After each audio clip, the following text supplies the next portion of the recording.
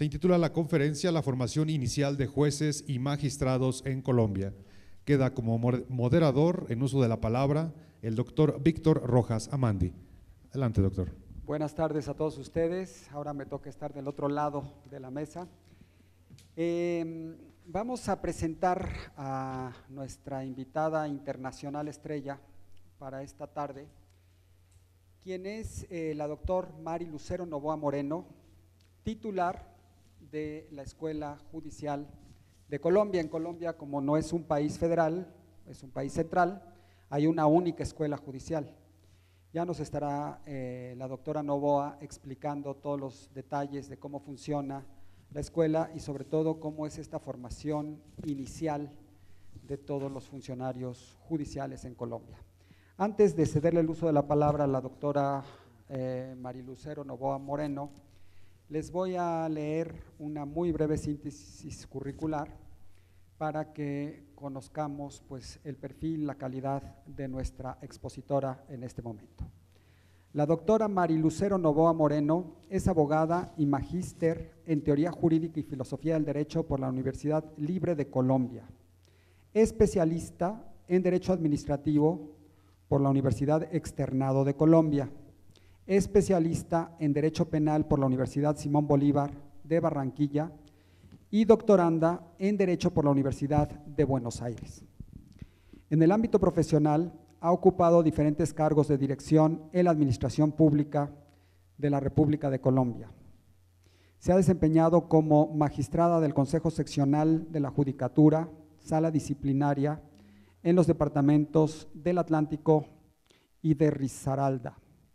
Presidente de la Universidad Libre Seccional de Barranquilla, ternada para la Comisión Nacional de Disciplina Judicial, postulada en 8 ocasiones para magistrada del Consejo de Estado y una para la Corte Suprema de Justicia de Colombia. Ha sido docente universitaria por más de 25 años y conferencista nacional e internacional en países como México, Colombia, Argentina, España y Perú, principalmente sobre temas relacionados precisamente con la formación judicial.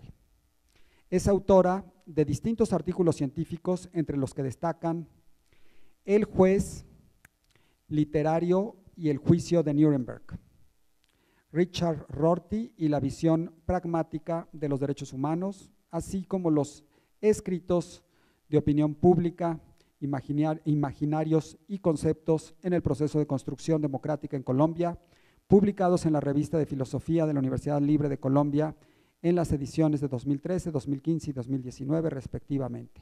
Es autora de la tesis La operatividad de la ética en la función pública colombiana. Actualmente se desempeña como directora de la Escuela Judicial Rodrigo Lara Bonilla del Consejo Superior de la Judicatura de Colombia. Sin mayor preámbulo, le cedo el uso de la palabra a la doctora Novoa Moreno. Por favor.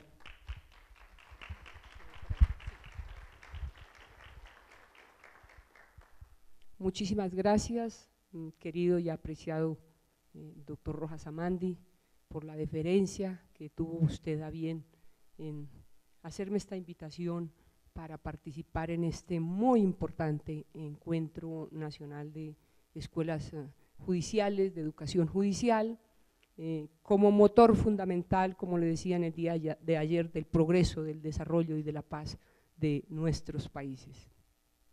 De tal forma que no me queda sino agradecer nuevamente también, por supuesto, al presidente del tribunal, al doctor Medina, quien también ha participado en Colombia hace muy poco, precisamente, con ocasión de un convenio que México, Costa Rica y Colombia hacen parte para lo que es el establecimiento de la justicia restaurativa de nuestros países. Así que en Colombia tuvimos el placer de tener a su presidente del Tribunal Supremo, próximamente vamos a extender una invitación al director de la Escuela Judicial. Yo quiero hoy hacer un especial reconocimiento a su gestión, a su labor gerencial de desarrollo estratégico.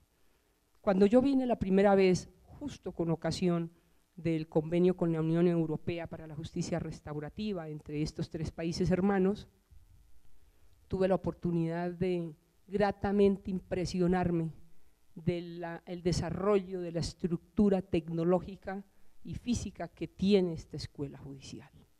Nosotros, cuando cotidianamente vemos, percibimos, no valoramos lo que tenemos. Yo les quiero decir que esta, su escuela judicial de Toluca, es una de las más desarrolladas de los países de Iberoamérica. Tiene la plataforma tecnológica más desarrollada de las escuelas de Iberoamérica y tiene esa sala de inmersión interactiva que hoy que tuve la oportunidad de pasearla, que tuvo a bien el doctor Rojas Amandi de facilitarme al director de toda la parte técnica, de hacerme conocer las salas, de interactuar con las 2 sedes de escuelas que ustedes tienen. Ese es otro gran privilegio que no tiene ninguna otra escuela de Iberoamérica. Colombia es un país, como lo voy a señalar ahora, de 45 millones de habitantes, con una comunidad judicial de 32.400 servidores judiciales, dentro de los cuales 5.000 aproximadamente son funcionarios, es decir, jueces y magistrados, y cerca de 25.000 son servidores de los despachos judiciales y servidores administrativos, como lo somos todos los que integramos las escuelas judiciales, precisamente para coadyuvar el fortalecimiento de los sistemas de administración de justicia. Mi país, que tiene esa comunidad judicial tan grande, esos habitantes, un número de 45 millones, tiene solo una escuela judicial para 32 departamentos. Similar a ustedes, obviamente, guardadas las proporciones, ustedes son un país muy grande también, con 32 estados de la República Mexicana, pero una sola escuela. Este estado tiene el privilegio de tener 3 sedes de escuelas de formación. Es un privilegio, como lo repito, deben ustedes valorar y estimar en alto grado. ¿Tienen ustedes certificados sus programas de la especialización en Derecho Judicial, de la maestría y del doctorado en Derecho Judicial? Colombia no tiene esa oportunidad, ese privilegio. Estamos en ese camino, estamos trasegando, trabajando. No es fácil llegar y lograr esos estándares de calidad que uno ve y respira por todas partes al interior de esta importantísima escuela, de este importante centro, corazón de la formación judicial.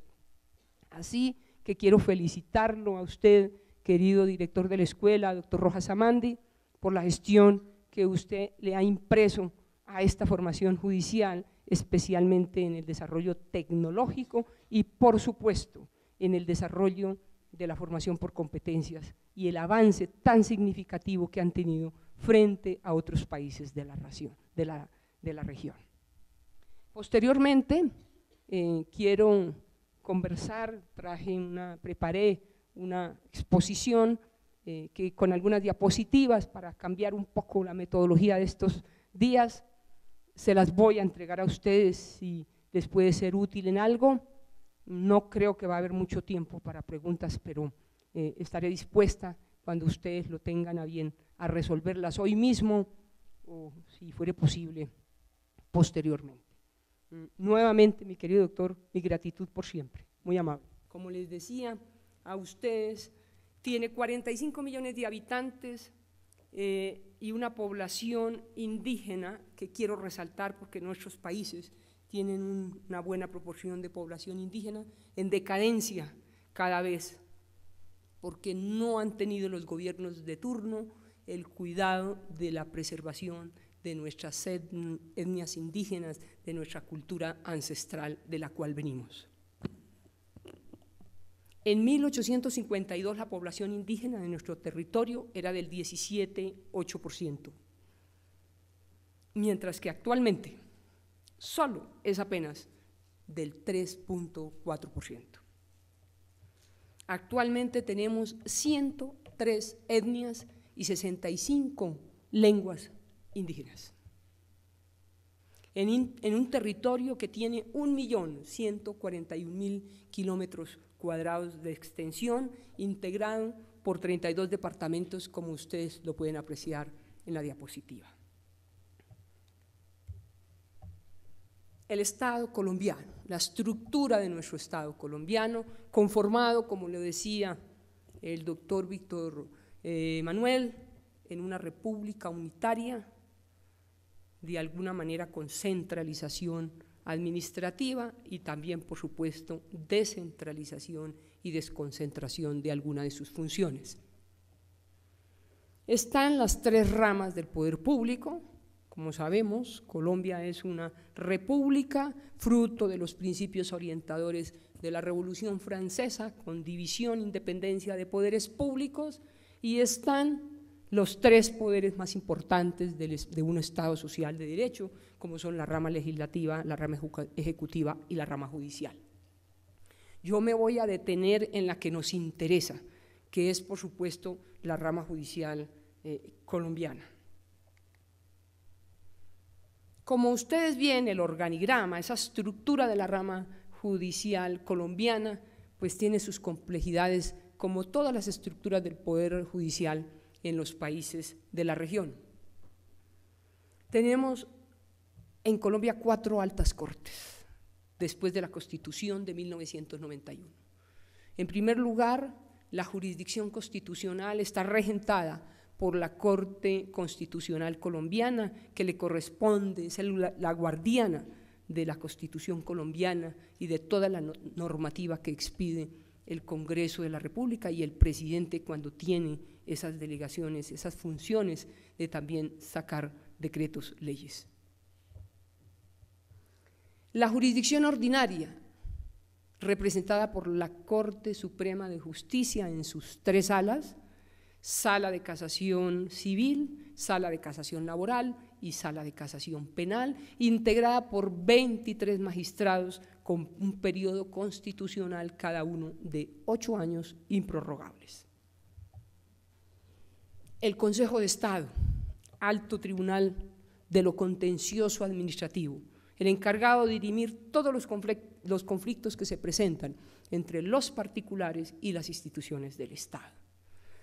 Tribunal al que le tengo un especial afecto, porque a lo largo de 16 años he sido postulada en 9 ocasiones para ser consejera de ese altísimo tribunal, toda vez que llevo a lo largo de 27 años regentando la cátedra del Derecho Público en varias universidades del país.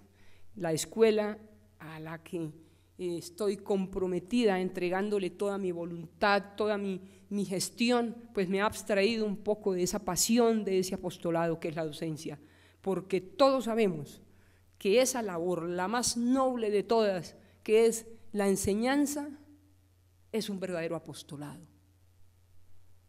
De esa labor, de esa profesión de la docencia, no nos volvemos ricos y ni siquiera casi que podemos vivir.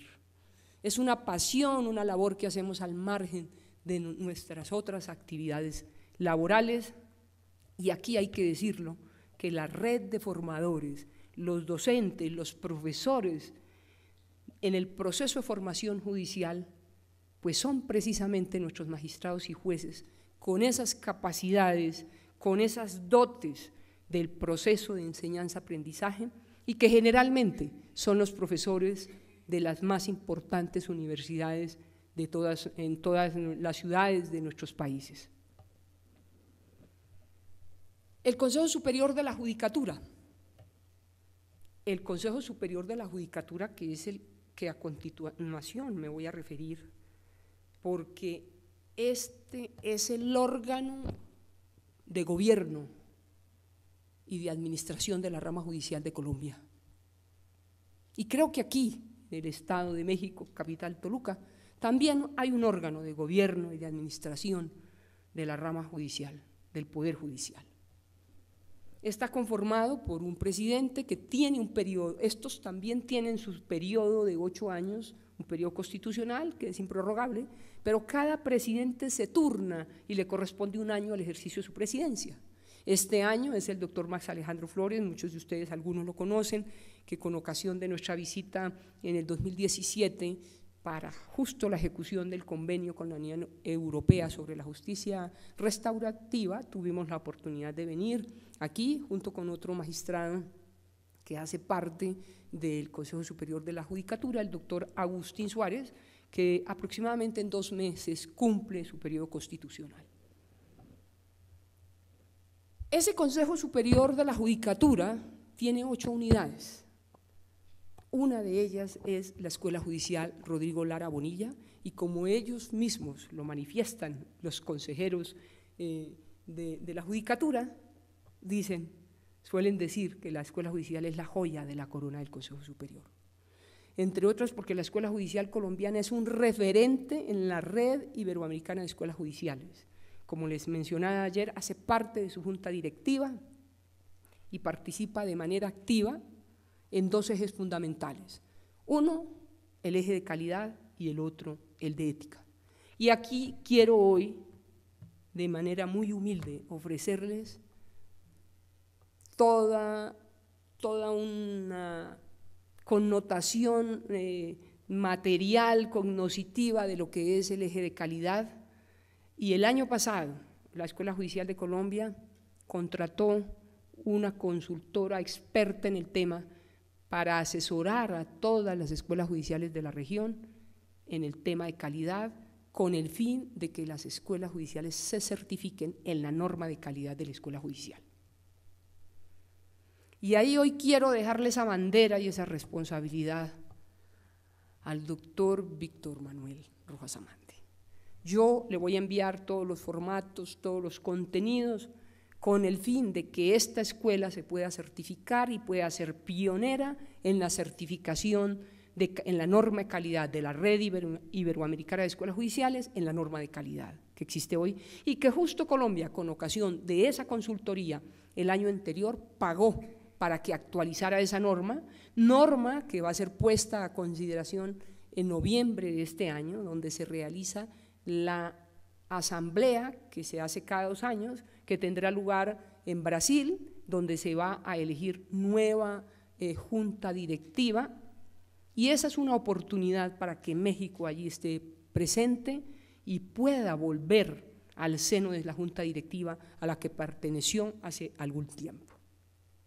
Así que me comprometo hoy con ustedes a entregarles toda esa información y a hacerlos partícipes de ese importantísimo proceso de acreditación en la norma de calidad de la RIAE.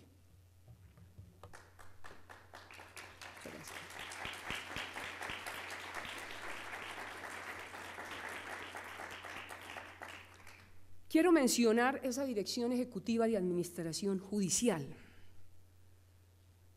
que hace lo mismo, donde se asienta allí el edificio administrativo, donde estos días y en el año 2017 hemos tenido el privilegio de ir a disfrutar un delicioso almuerzo de la comida típica mexicana, que la degusto con mucho cariño y gratitud. Allá también hay un edificio así que se llama Dirección Ejecutiva de Administración Judicial Nacional, y esa Dirección Ejecutiva de Administración tiene unas seccionales asentadas en los 32 departamentos de nuestro país, de nuestro mapa judicial, que son los encargados de proveer toda la logística para que un juzgado funcione, desde la adquisición de un lápiz hasta un edificio, un computador, unas sillas, papel, etcétera, etcétera, etcétera. Conectividad, todo lo que se requiere para que funcione adecuadamente un despacho judicial. También quiero mencionar aquí que en los últimos años nuestro Consejo Superior también, como todas las instituciones, entran en crisis. Y han habido varios intentos de reforma e incluso de supresión del Consejo Superior de la Judicatura. El año pasado, con ocasión del nuevo presidente, si por aquí, como dicen, llueve, por allá no escampa, con ocasión de la entrada del nuevo presidente, se presentó un proyecto de ley suprimiendo el Consejo Superior de la Judicatura. De tanto en tanto se logró que en la pasada legislatura no se lograra, pero tenemos la certeza que lo van a hacer, y también somos conscientes que el Consejo Superior requiere algunas modificaciones para que sea más expedita su labor en función de mejorar y fortalecer la administración de justicia.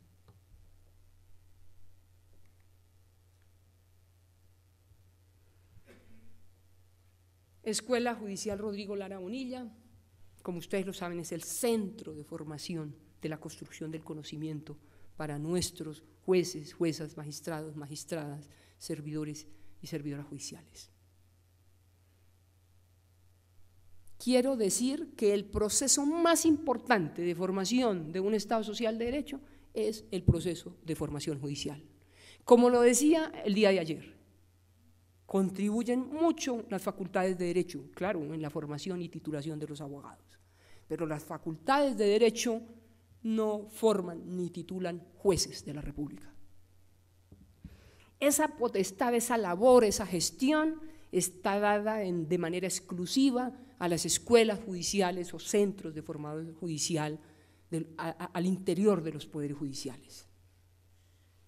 De ahí que la responsabilidad, como decía hoy en su conferencia de retos y oportunidades de escuelas judiciales, nuestro querido director Rojas Amandi, pues es un compromiso tan grande que la formación judicial cada vez cobra mayor importancia, porque como decía ayer, son los jueces, juezas de la República los que prácticamente deciden sobre la vida de las personas. ¿O ustedes creen que cuando un juez de la República decide meter a la cárcel 5, 2, 10 años a una persona, no se está agotando la vida propia del sindicado, del sentenciado, sino la de su familia? Tamaña responsabilidad la de los jueces en decidir sobre sus derechos fundamentales, sobre su libertad, sobre su dignidad, sobre su patrimonio. Comprometen las decisiones de los jueces la responsabilidad del Estado. Y como les decía, en temas tan sensibles como los de la familia, los derechos políticos de las personas. Así que la formación judicial es el proceso, como les digo, más responsable y más importante en la formación de cualquier país. Y esa formación implica un número grande de retos, unos desafíos. Y esos desafíos necesariamente nos obligan, nos conminan a que tenemos que esforzarnos más en el proceso de enseñanza-aprendizaje de nuestros servidores judiciales en general. Aquí, Toluca, la escuela de Toluca, lleva la delantera en la formación por competencias. Desde hace creo 7 años, doctor, si no me equivoco más, según lo escuché en una conferencia el día de ayer. Son pioneros también en eso. Colombia hasta ahora va a incursionar en la formación por competencias en su curso de formación inicial, que es el 9º y que comienza a finales de año, y ya les voy a enseñar más adelante la tamaña responsabilidad que tiene la Escuela Judicial Colombiana en formar por primera vez al triple de aspirantes a ser jueces y magistrados, un número que de 1.100 que era normalmente, pasaron 3.115. No es un número de poca monta. Así que lo que se nos viene encima ya sabrán ustedes. Antecedentes de nuestra escuela judicial, como ustedes lo pueden ver, fue fundada a partir de 1970. Desde 1970 esa escuela judicial no correspondía, no estaba adscrita al Poder Judicial, sino al Ministerio de Justicia, ministerio que pertenecía al Ejecutivo, al Gobierno Nacional. Es decir, que ahí se empezaba a flaquear el principio de independencia de los poderes judiciales. Con posterioridad, es decir, a raíz de la Constitución de 1991, la escuela fue entregada al naciente Consejo Superior de la Judicatura como órgano encargado de la administración y de dictar las políticas del gobierno de la rama judicial de Colombia. Quiero hacer una alusión a su nombre, Rodrigo Lara Bonilla. Ese nombre de Rodrigo Lara Bonilla, como ustedes dirán, bueno, ¿a quién se debe ese nombre? Pues nada menos ni nada más que a un ministro de Justicia de ese nombre, que fue inmolado por los hechos que pues no quiero mencionar aquí, pero que ustedes se acuerdan de esa época nefasta y luctuosa para Colombia, que tampoco es ajena para México, porque como decía ayer, tenemos unos niveles de conflictividad comunes, que nos implica también el reto de acercarnos, de unirnos, porque siempre he dicho que juntos haremos más y mejor. Entonces, en 1985, a raíz de la muerte de este ministro, la escuela adoptó ese nombre de Rodrigo Lara Bonilla. Con los acuerdos 800 y 964 del año 2000, se le crearon funciones propiamente y se reglamenta lo que es la naciente escuela judicial, ya adscrita al al Consejo Superior y no al Ministerio de Justicia como lo estaba antes. Ejes de la gestión educativa. Esta partecita sí que es importante mencionarla. El modelo pedagógico, que es el norte, es la brújula, es la columna vertebral del proceso de formación judicial, en cualquier escuela al interior de los poderes judiciales. Colombia ha adoptado un modelo pedagógico bajo estos tres ejes: formación, proyección social, investigación. Y ese modelo pedagógico pues ha sufrido pues también unos retos, unas modificaciones que implican mirar atrás, mirar nuestras deficiencias, nuestras falencias, nuestras fortalezas y mejorar, innovar. En estos días todos han dicho de la necesidad de la innovación, de la creatividad en los procesos de formación judicial. Entonces, nuestro modelo pedagógico descansa o gira alrededor de esos tres ejes fundamentales. Una formación, que es una formación inicial, que es los concursos para el ingreso de funcionarios judiciales, jueces, magistrados, incluso empleados también. El de proyección social, que está dirigido a todas las personas que articulan el sector justicia. ¿Quiénes? Los abogados litigantes, los conjueces, los estudiantes de los consultorios jurídicos, los auxiliares de la justicia como los peritos, los albaceas, todos los que participan en el sector justicia. Ahí también hay que articular las instituciones que tienen que ver con la justicia, como son el Ministerio Público, la Fiscalía General de la Nación. En nuestro caso, el Ministerio Público es la Procuraduría General de la Nación, la que vigila que el proceso se desarrolle conforme a la Constitución y la ley.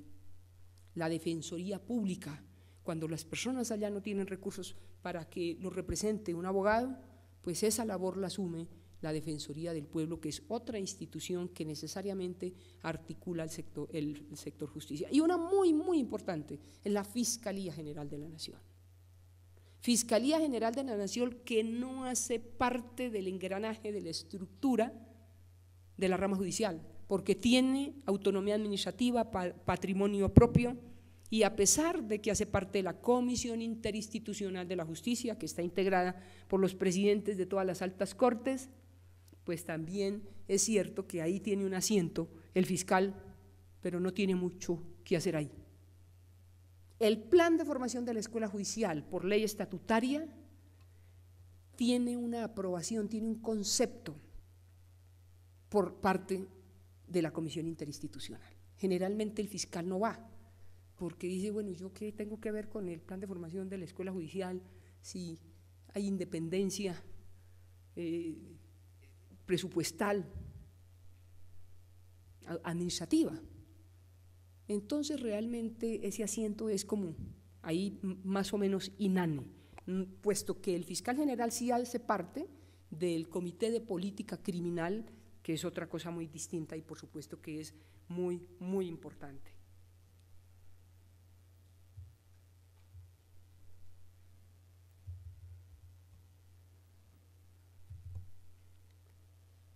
perdóname porque me faltó algo. Investigación, el eje de investigación. Y en formación hablé de la formación inicial, que es el curso concurso para el ingreso, y obviamente lo que hacemos durante todo el año, que es la formación continua, que son los programas de formación en cada una de las áreas de especialización de las distintas jurisdicciones, civil, penal, laboral, contencioso administrativo, todas las áreas, materias transversales que se dictan a todas las especialidades en las jurisdicciones, etcétera, etcétera, que son los cursos que hacemos una programación, un plan de formación que se hace con anticipación y que va a ejecutarse durante todo el año a lo largo y ancho del territorio del mapa judicial colombiano.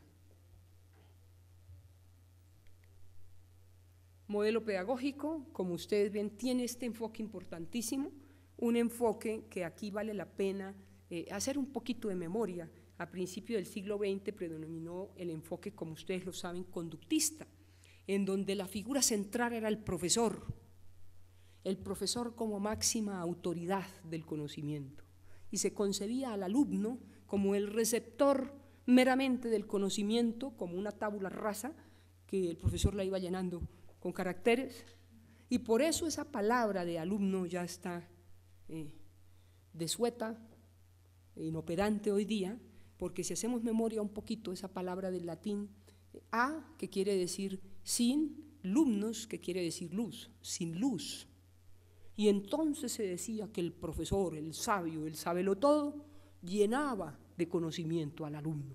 Por eso hoy día hablamos de estudiantes, pero para el caso de la formación judicial nosotros los llamamos los discentes, y a los profesores, a los docentes, los llamamos formadores, porque es un proceso distinto del que se hace en las universidades. Y para diferenciarnos, allí en Colombia utilizamos formador, discente. El formador como un mediador en ese proceso de enseñanza y aprendizaje, como un mero facilitador, porque la figura importante en un proceso de formación judicial es el discente, porque con su creatividad, con su innovación, hace que esos procesos, que esos conocimientos puedan redundar efectiva y positivamente en la actividad judicial que cotidianamente le corresponde hacer. Entonces, sistémico y holista, construccionista. Yo quiero mencionar esta palabra construccionista. La GNT utiliza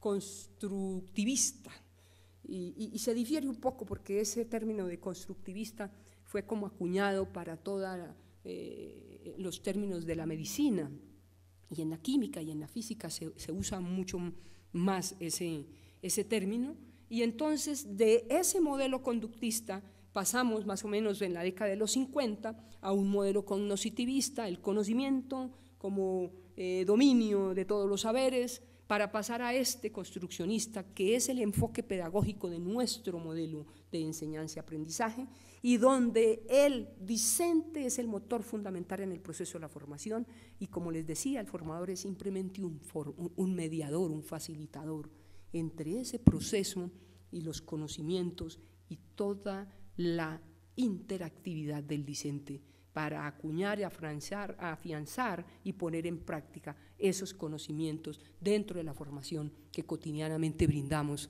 a nuestros servidores judiciales. Aprendizaje autónomo y autodirigido. Nosotros en la Escuela Judicial Colombiana utilizamos tal vez la única valor grande que tiene esa escuela judicial son los módulos, que son los textos, lo que ustedes llaman aquí cartillas, que son unas herramientas, unas guías para los jueces para adelantar mejor su función.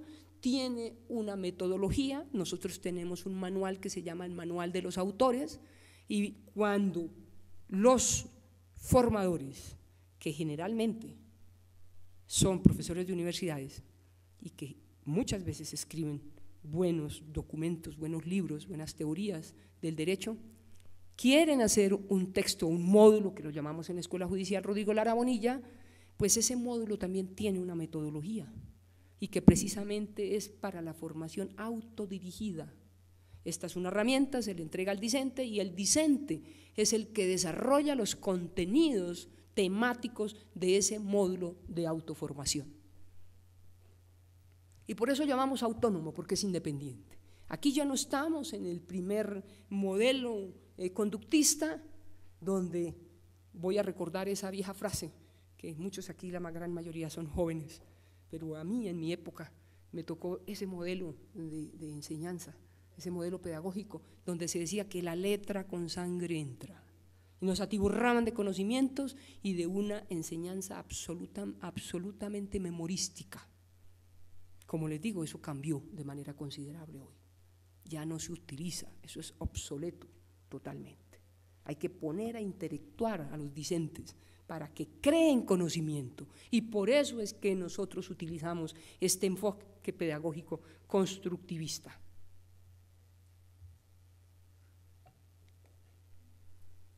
Plan de formación. ¿Cómo se hace el plan de formación de la Escuela Judicial? Lo hacemos con fundamento de un proyecto que se entrega en la Oficina de Planeación Nacional del Ministerio de Hacienda, que pertenece a la rama ejecutiva. Allí se enmarca ese plan de formación dentro de un modelo de gestión que se llama un plan sectorial de desarrollo, generalmente es a 4 años, y bajo esos pilares, sobre el pilar de desarrollo humano y de formación judicial, nosotros elaboramos nuestro plan de formación. Y ese plan de formación judicial pues está establecido en la ley que desarrolla, la ley estatutaria, que es la ley 270 de 1996, que desarrolla toda la organización y funcionamiento de la rama judicial colombiana. Esa también es nuestra brújula, es nuestro norte, esa ley estatutaria de la justicia, y esa ley es la que establece las funciones de la Escuela Judicial Colombiana. Y dice que ese plan de formaciones tiene que ser realizado por el Consejo Superior de la Judicatura a través de su centro de formación, que para el caso es la Escuela Judicial Colombiana.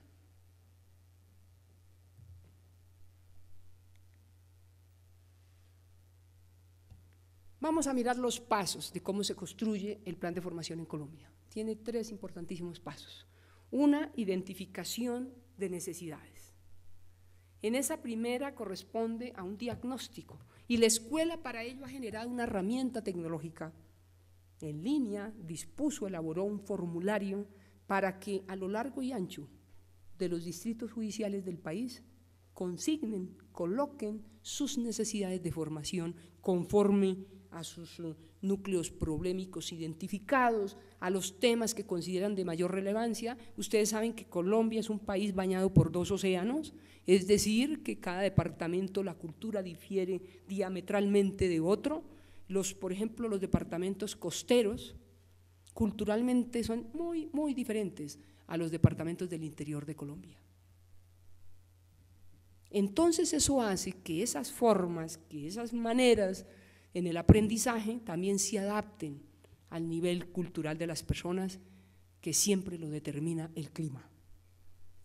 Las personas costeras son bien distintas en su proceder, en su actuar, que las personas que vivimos, que trabajamos en la tierra fría. Y son muchas cosas que nos identifican. Entonces no es lo mismo, como se dice, legislar para un departamento costero que legislar para un departamento del interior. Hay cosas que nos difieren. Un país con 32 departamentos también tiene una diversidad cultural enorme. La sola comida nos difiere tremendamente. Y eso hace que tengamos que adaptarnos también, que nuestras metodologías se tengan que adaptar a la cultura de esas regiones caribeñas, cercanas, limitantes con los 2 océanos, Pacífico y el Atlántico. Entonces, en esta se a través de esa herramienta tecnológica, pero también los presidentes de los tribunales, los directores de administración seccional, cualquier juez del municipio más recóndito del país hace su solicitud por escrito y dice: mire, yo estoy necesitando que me refuercen en esto, en lo otro, en aquello. Y todos esos son los insumos con los que la Escuela Judicial empieza a trabajar su contenido curricular. La segunda etapa de planificación son las actividades académicas y administrativas. Esa planificación de actividades académicas y administrativas, pues se tabula, se mira cuáles son las temáticas recurrentes con lo que han enviado de todos los distritos judiciales. Se hace también caso a las órdenes impartidas por las altas cortes. La Corte Constitucional en agosto del año pasado, mediante la sentencia T-338, dispuso, obligó al Consejo Superior a través de la Escuela Judicial, obligatoriamente dar formación en perspectiva de género en las decisiones judiciales a todos los jueces de familia de los distritos judiciales del país. Pues eso implicó toda una actividad. Nos tocó pedir vigencias futuras para poder empezar a ejecutar desde prácticamente enero, febrero de este año y cumplir esa orden de la Corte Constitucional. Pero el Consejo de Estado también y la Corte Suprema de Justicia en algunas de sus decisiones obligan, imponen unas necesidades de formación a nuestros jueces, magistrados y servidores judiciales en general cuando evidencian las falencias en las decisiones judiciales. La tercera etapa, la aprobación del plan de formación. Aquí quiero mencionar que esa es la odisea para la Escuela Judicial Colombiana, porque esa aprobación del plan de formación tiene tres, yo diría que 4 etapas. Una preaprobación. Nosotros empezamos a elaborarlo desde noviembre.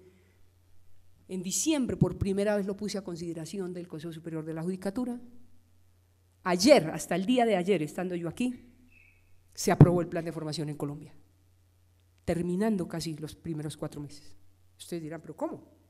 Precisamente, esa es una también de las razones de lo que tenemos que corregir en el Consejo Superior de la Judicatura, porque son 4 meses valiosos perdidos, donde pudiéramos estar ejecutando perfectamente a más tardar de finales de febrero, mientras se hacen todos los procesos contractuales para obtener el apoyo logístico, es decir, las personas para que nos den los tiquetes, el alojamiento, los alimentos, los módulos, contratarlos, imprimirlos, todo lo que implica esa logística para la formación judicial. La segunda etapa es el concepto de la comisión interinstitucional. Entonces, una vez preaprobado, ahí se demora, son 6 miembros los del Consejo Superior de la Judicatura y cada uno tiene sus criterios, sus intereses, y entonces uno le quita, el otro le pone, el otro le agrega, y en esa discusión es que se demora esa preaprobación. Llega a la comisión interinstitucional, comisión que está integrada, como les dije antes, por los presidentes de las altas cortes y el fiscal general y el presidente que asocia a los sindicatos de la rama judicial. Ellos le dan un concepto, ese concepto no obliga al Consejo Superior de la Judicatura.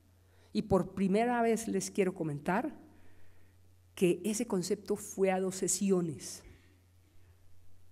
y por primera vez presentarían todo un memorial de observaciones, no como crítica a la construcción de la Escuela Judicial, sino más bien a algunas decisiones del Consejo Superior. Y ustedes saben que allá arriba en las altas cúpulas pues también hay diferencias, divergencias y que se cobran hay veces en esos conceptos. De tal suerte que aprobado ese concepto o dado ese concepto por la comisión, baja otra vez al Consejo Superior que estuvo ayer, lo aprobaron, me cuentan, yo estaba muy pendiente de la oficina y ahora nos falta elaborar el plan de inversiones. Todos los años, paralelamente, conjuntamente, nos aprobaban plan de formación y plan de inversiones al tiempo, para ganar tiempo.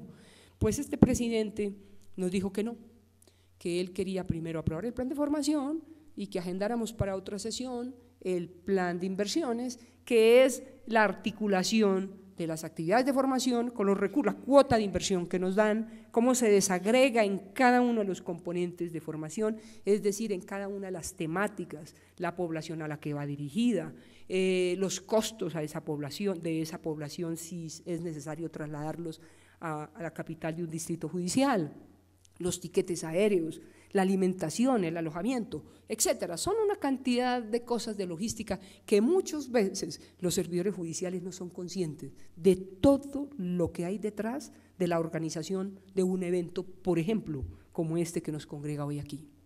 Muchas personas detrás de que hagan posible que estemos aquí sentados escuchando estas importantes conferencias. La cuarta etapa en esa aprobación del plan ya es la contratación, que la hace la Dirección Ejecutiva de Administración Judicial, que es el símil de lo que es aquí las personas que están allí en el edificio administrativo. En ese plan de formación, conforme al Plan Sectorial de Desarrollo, lo hemos enmarcado en 11 programas y en 29 subprogramas. Esos 11 programas son unas actividades y de esas actividades académicas se subdividen, se derivan 29 subprogramas conforme a las especialidades que integran todas las jurisdicciones. Objetivos del plan de formación. Voy a resumir eso para no leer, ustedes lo pueden mirar, yo les puedo entregar con muchísimo gusto, dejo estas diapositivas, querido doctor Rojas Amandi, a disposición de ustedes por si les puede ser útil en algún momento. La formación judicial pretende, ¿qué es? El fortalecimiento del talento humano al servicio de la rama judicial. ¿Cómo? En capacitación por competencias, de acuerdo a las especialidades, así como a una temática que quiero hoy resaltar, que son las habilidades humanas. Las escuelas judiciales nos hemos preocupado por toda esa parte cognitiva en las diferentes especialidades, pero hemos abandonado formar las competencias, las habilidades humanas, que la OIT alguna vez la llamó las competencias blandas, a diferencia de las duras, que eran las del conocimiento, y por ahí hay un dicho que generalmente ingresamos a los puestos, al servicio público, por las habilidades duras, es decir, por las cognitivas, y generalmente nos despiden, nos destituyen, como decimos coloquialmente en Colombia, nos echan por las habilidades blandas. No sabemos trabajar en equipo, no sabemos comunicarnos, maltratamos a nuestros dependientes o colaboradores, maltratamos a los usuarios de la justicia, que esa es una temática álgida hoy en Colombia, y que los presidentes de las altas cortes se han pronunciado en que la escuela judicial, y este año por primera vez hemos dejado un componente de la cuota de inversión para dictar este tipo de capacitación, en la cual incursionamos desde finales del año pasado. Muy importante, con unos expertos. Este es un grupo multidisciplinario donde van a participar antropólogos, sociólogos, filósofos, psicólogos, trabajadores sociales, psiquiatras, porque en la rama judicial no tenemos expertos. Nos volvimos que los expertos, nuestros magistrados jueces en cada una de las especialidades de las jurisdicciones, pues dictan la formación, pero nos olvidamos de estas tan importantes que son las del ser. El modelo pedagógico nuestro se desarrolla precisamente en el saber saber, en el saber hacer y en el saber ser, y le hemos dado especial importancia al saber ser. Con esta capacitación, con este grupo de expertos que estamos contratando, para bajar precisamente los riesgos psicosociales que se presentan al interior de los despachos judiciales, porque la carga emocional también es muy grande en los despachos judiciales. Es cierto y verídico que muchos funcionarios tienen un cúmulo de expedientes de casos por resolver que se escapa también a sus posibilidades humanas. Y esa es otra reflexión del Consejo Superior de la Judicatura, cómo mira, cómo optimiza o cómo hace unos planes de descongestión judicial para cumplir eficaz y eficientemente esa demanda de nuestros ciudadanos de justicia, que cada día lo hacen con tanto clamor.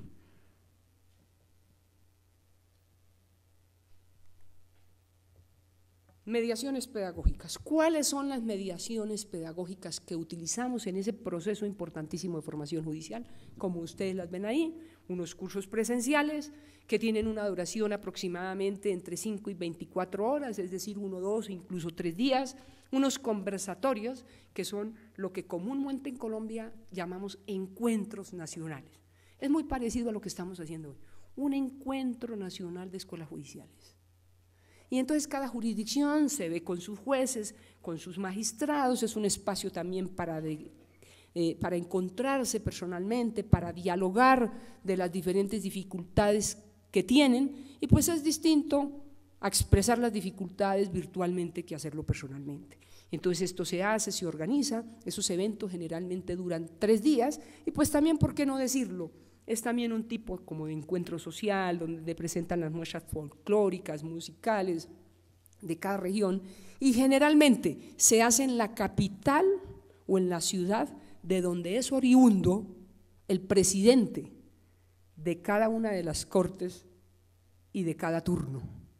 Entonces, si el presidente de la Corte Suprema de Justicia es del departamento del Huila, él quiere hacer su conversatorio nacional de la jurisdicción ordinaria en el Huila, en Villavicencio, en Barranquilla, dependiendo de dónde es. Es una usanza, una costumbre que se respeta y queda pues al fuero, al juicio de cada presidente de turno. Los talleres incorporan el análisis de casos, el juego de roles y la autoevaluación. Esta es una metodología que a mí particularmente me llama mucho la atención y les voy a dar un ejemplo. Recién llegué yo con un convenio que teníamos con la Embajada de los Estados Unidos a través de una de sus agencias de cooperación. La Fiscalía pidió que conjuntamente formáramos a 9 fiscales que ingresaban a desempeñar esa importantísima y delicada labor, porque no es de poca mente hacer el juzgamiento de las personas, sacar una resolución de acusación para que la conozca y el juez pueda decidir qué hace con la libertad, con la dignidad, etcétera, etcétera, de las personas. Entonces, a través de los formadores que ha formado OPDAP, vino una juez, recuerdo, muy absolutamente maravillosa académicamente. Habló apenas, no creo que alcanzó a hablar 10 minutos. Los convocó a decir, mire, el objeto de esta reunión es que podamos conocer el rol de cada uno de los integrantes en una sala de audiencias, aplicando las técnicas de la oralidad. Les dio, habló 10 minutos, dijo de qué se trataba, la importancia, les repartió a las personas unas sentencias, les quitó los nombres y los puso a desempeñar un papel a cada uno, el de juez de garantías, juez de conocimiento, el Ministerio Público, o sea, Procuraduría General de la Nación, el defensor, el acusado y el juez. Todos estaban jueces, procuradores, todos los que articulan, todas las instituciones, los representantes de las instituciones que articulan el sector justicia. Y tengo la certeza que ese proceso, esa mediación pedagógica del estudio de casos con juego de roles y autoevaluación o retroalimentación, como se quiera, nunca se olvida por parte de los discentes. Entonces ese día, después de la audiencia, ellos se tomaron aproximadamente unos 40 minutos cada uno haciendo su papel, fue una audiencia espectacular, terminó la audiencia y vino esa etapa de retroalimentación en ese caso. Y entonces empezaron a levantar la mano el micrófono, señor juez, usted se quedó corto en eso, señor defensor del público, defensor, usted le faltó defender a su representado, etcétera, etcétera. Usted, señor fiscal, se tomó unas atribuciones que eran del juez, etcétera, etcétera. Al abogado, usted se quedó muy pobre en la defensa, debió actuar así o así. Y esa es una forma de que jamás se le va a olvidar, porque es interactiva, es pragmática y es donde se hacen en el instante evidente las falencias, las deficiencias y, por qué no decir, también las fortalezas en una audiencia. Hoy que todos los procesos son o tienden a la oralidad y recobra mucha importancia el manejo de las técnicas de la oralidad en el diligenciamiento de los procesos y por supuesto de las audiencias públicas, en cada uno de los procesos. Los diplomados, esta es una innovación. Como venía yo antes de posesionarme en la escuela, de presidir una universidad, una de las universidades más grandes privadas de Colombia, que tiene sedes casi en todos los departamentos, tiene 200 años de fundación aproximadamente, que es mi universidad. Me dieron la oportunidad de presidirla en unos hechos por intervención del Ministerio de Educación. Entonces tuve la oportunidad de llegar a la escuela e implementar los diplomados como una mediación pedagógica importante y pasar de cursos de apenas 1 o 2 días, es decir, de 16 o 24 horas, a cursos con una intensidad de 144 horas y que puedan servirles de crédito en las universidades también a los discentes para cursar alguna especialización, una maestría, quizá un doctorado, etcétera. Porque quiero informarles que la Escuela Judicial de Colombia no tiene una plataforma tecnológica robusta como la tiene la Escuela de Toluca. Hay que decirlo, hay que decirlo.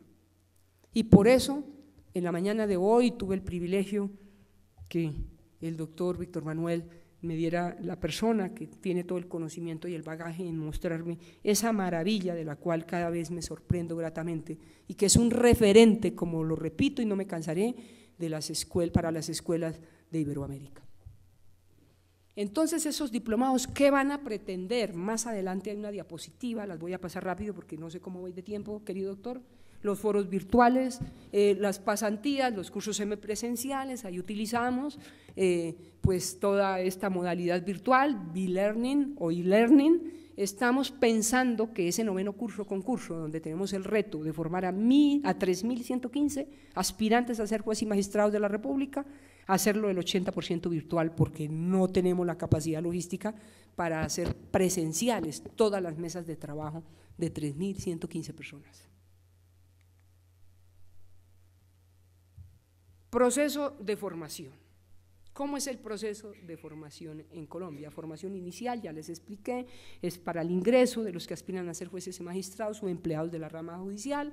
Este es el 9º curso concurso que tiene esas connotaciones. En otra diapositiva miramos las diferencias entre los que se han inscrito, los concursantes a esa aspiración anteriores y los de ahora. La formación continua, los cursos que generalmente durante el año estamos dando en todas las especialidades pues, de las jurisdicciones existentes en nuestro Poder Judicial. ¿Cómo es la formación judicial inicial? Como les digo, la ley estatutaria pues establece esa posibilidad y quiero que ustedes miren esta diapositiva, la diferencia abismal, cómo en Colombia, para este 9º curso concurso, comparado con el anterior, 2016, se inscribieron 44.805 personas, se inscribieron. Pero la Escuela Judicial Colombiana, como no tiene la infraestructura para hacerlo, contrata, no la escuela, perdón, la unidad de carrera judicial que es a la que le compete ese. Aquí veo que carrera judicial está unido con la escuela y me parece que ese es otro gran acierto, porque el perfil del juez debe ser escogido por todas las unidades que integran el Poder Judicial. Nosotros quisimos meter las manos allá y no nos dejaron. Y esa es la razón por la cual 44.805 personas se hayan inscrito. ¿Y saben por qué? Por una razón fundamental. No porque tengan precisamente las virtudes que exige ser juez de la República, sino porque los salarios de la rama judicial colombiana son los más altos de toda la estructura del Estado colombiano.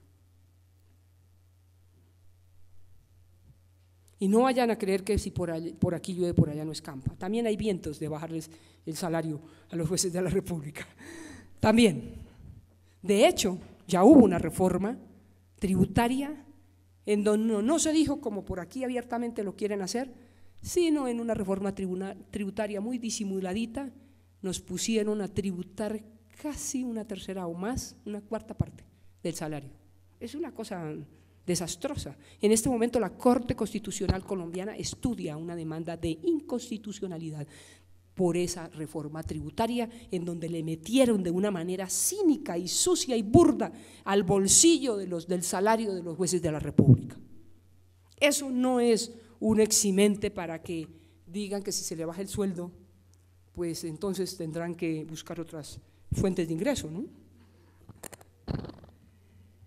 44.000 presentaron la prueba, 36.500 y finalmente pasaron 3.115. Ese es el gran reto, el gran desafío que tiene la Escuela Judicial de hacer, adelantar ese concurso de méritos en el cual pues estamos empeñados. Concurso de méritos. ¿Cómo es el concurso de méritos? Nuevamente está establecido en la ley estatutaria, que es nuestra ruta, nuestro norte, nuestra guía. Y pues esa dignidad del juez, como siempre he dicho, pues exige unas condiciones eximias, superiores a las de cualquier superior de servidor público, y no quiero volver a repetirlo, porque entraña una enorme responsabilidad, de las más grandes, administrar justicia. El juez no es solo del despacho, el juez es de 24 horas, como alguien creo que lo dijo por aquí. El juez es por dentro y por fuera, y como lo dijeron ayer aquí, no solo debe serlo, sino parecerlo, como la esposa del rey. No solo debe ser la esposa del rey, sino parecerlo. Y eso tiene unas implicaciones importantísimas y de una trascendencia que ustedes no tienen idea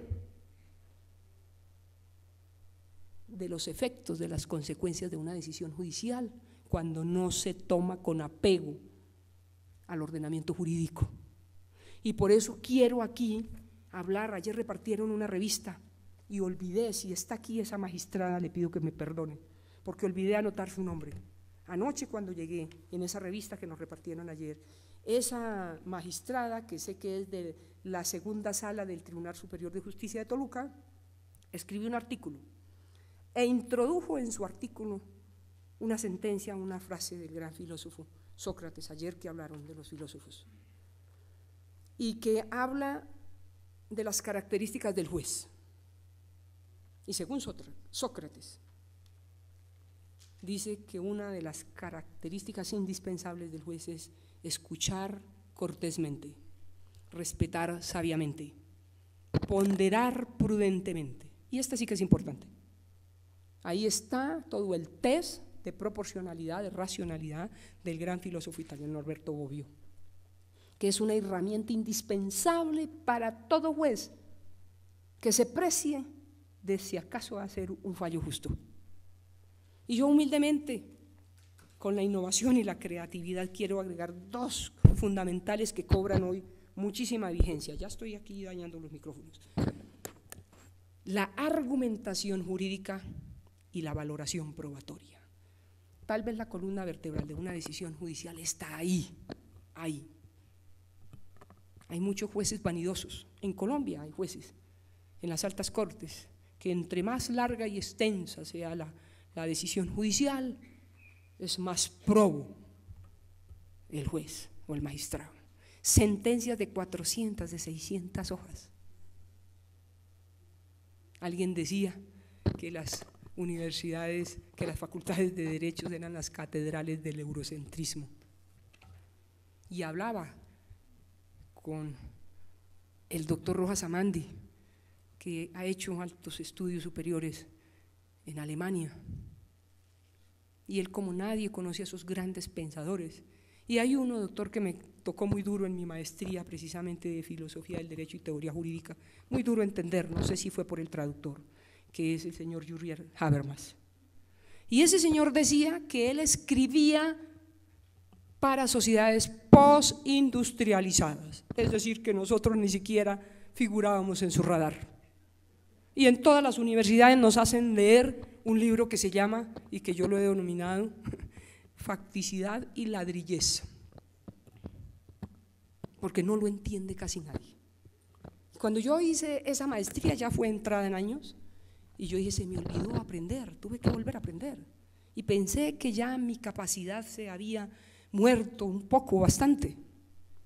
Y entonces ya coincidimos todos que había muchos jóvenes que era muy complejo de entender ese señor. Y entonces nos jactamos de hacer sentencias mencionando a esos grandes eruditos, no solo de Europa. Y yo veo unos debates, el debate Hardworking, Robert Alexi, y nos debatimos en esas teorías que son importantes, pero que nosotros tenemos que hacer nuestras decisiones judiciales y nuestro proceso de formación judicial acorde con nuestra cultura, con nuestra idiosincrasia y de cara a nuestra realidad social, de cara a nuestra problemática cotidiana y no a los de otros países. Nos han traído, por ejemplo, en Colombia el sistema penal acusatorio, que ha funcionado para los delitos en flagrancia, pero para los demás no. Está que estalla ese sistema, porque los traemos y los copiamos sin detenernos en qué países tan diversos y tan distintos. ¿Cómo podemos comparar a Estados Unidos con Colombia? Incluso aquí cercano, y rememoro ese adagio, hay Estados Unidos, hay México tan cerca de los Estados Unidos, ¿no? O Estados Unidos, y mucho para decir Estados Unidos tan cerca de México y tan lejos de Dios. Creo que era así. Y también quiero rememorar aquí a unos grandes de México, porque me parece que es muy importante hablar de la historia, y el que desconoce la historia pues está obligado a repetirla, dice por ahí también un viejo adagio. Y quiero mencionar a un héroe de la independencia mexicana, José María Morelos y Pavón, que dijo que los mexicanos tendrían que ser juzgados por tribunales justos, en un libro que escribió bellísimo, Sentimientos de la Nación. Y el gran benemérito de las Américas, Benito Juárez, acuñó esta sentencia, esta frase: entre los individuos como entre las naciones, el respeto al derecho ajeno es la paz. Y ahí rememoro al maestro Carneluti, que precisamente decía que el oxígeno de la paz es precisamente la justicia. Así que yo les voy a dejar las diapositivas, no quiero seguir, quiero terminar agradeciendo infinitamente esta invitación nuevamente, y que tenemos el gran reto de desarrollar con pasión el mejor y el mayor proceso de formación de un Estado social de derecho, que es el proceso de formación judicial, porque es que los jueces son los pacificadores de nuestras sociedades con sus decisiones, y de ahí que los atributos y ese proceso y esa metodología y esa pedagogía y esa didáctica tengamos que ponerla a evolucionar y a caminar en la práctica, que no se quede solo en contenidos normativos, en lo cognoscitivo, sino que eso se vuelva práctico, y que ese formador sea un facilitador, un mediador entre los conocimientos y precisamente la actividad de los discentes. Esos discentes es a los que va dirigido todos los esfuerzos, todo lo que hacemos día a día para fortalecer y mejorar el sistema de administración de justicia, que, como les decía, tanto y día a día reclaman con ahínco nuestros ciudadanos. Muchísimas gracias. Enseñanza de mi escuela judicial.